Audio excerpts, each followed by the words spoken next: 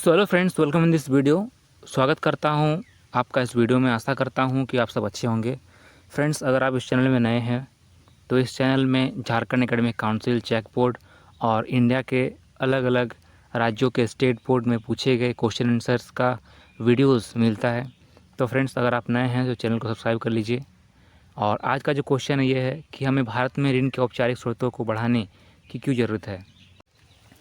So friends, question को समझने का ट्राई करते हैं। ऋण का मतलब होता है कि पैसे उधार लेना, और उधार लेने के दो सोर्स हैं। पहला है औपचारिक स्रोत और दूसरा है अनौपचारिक स्रोत। औपचारिक स्रोत यानी कि बैंक से आपने लोन लिए हैं या फिर सहकारी समिति से लोन लिए हैं। तो औपचारिक स्रोत जिसमें आपके पर्सनल डाटा जैसे Aadhaar card, voter card, PAN card, इस तरह के डॉक्यूमेंट्स को आपका जो पर्सनल डिटेल्स है उसको रिकॉर्ड करके रखा जाता है, फिर आपको लोन दिया जाता है।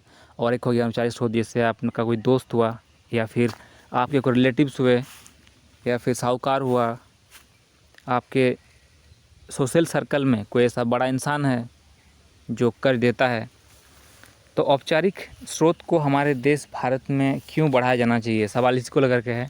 और इसके आंसर को हम लोग क्वेश्चन में जानेंगे कि क्यों बढ़ाया जाना चाहिए ऑफिशियल चीज़ों को, ऑफिशियल कर्ज को, ऑफिशियल क्यों हमको देना चाहिए, पब्लिक को पैसा क्यों ऋण देना चाहिए औपचारिक स्रोत से।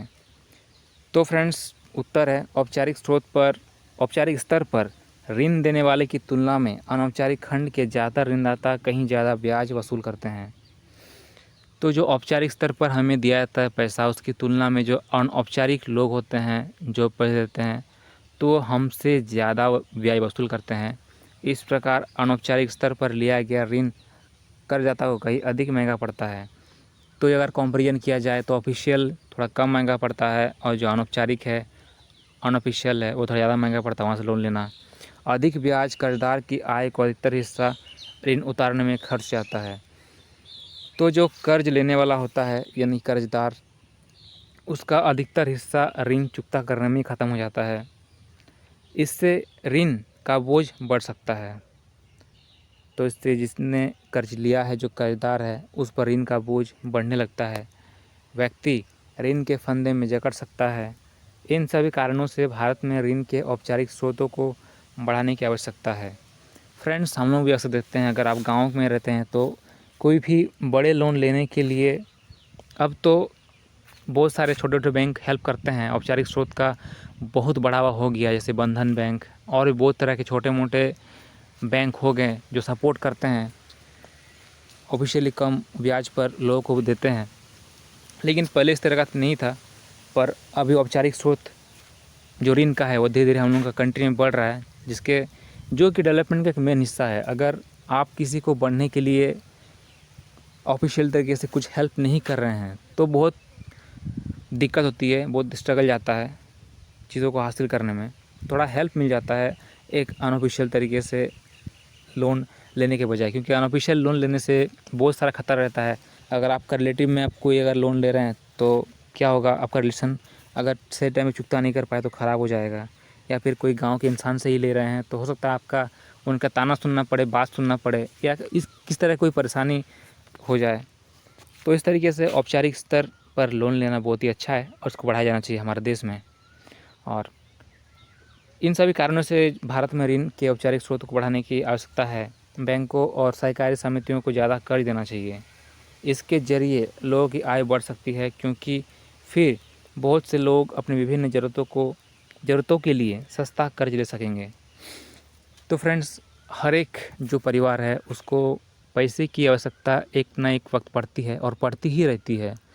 मैक्सिमम जो लोग जिनका आय ज़्यादा नहीं होता है पर मंथ, वो लोन लेते हैं कहीं ना कहीं से। तो ऐसे में अगर वो औपचारिक स्रोतों का ऑप्शन को चूज़ करेंगे तो उनके लिए हो सकता है सस्ता कर्ज मिल जाए।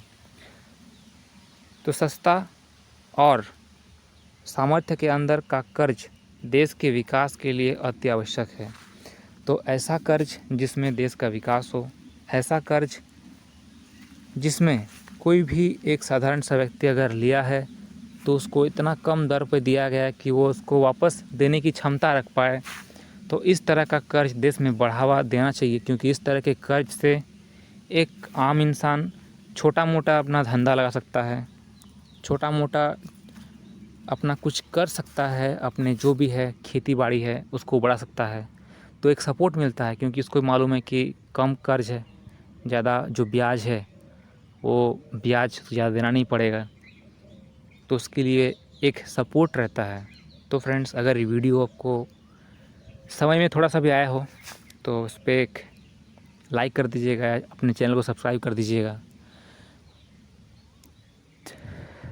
आशा करता हूँ इसके बाद की वीडियो में और आपको बेहतर तरीके से समझा पाऊँगा। धन्यवाद।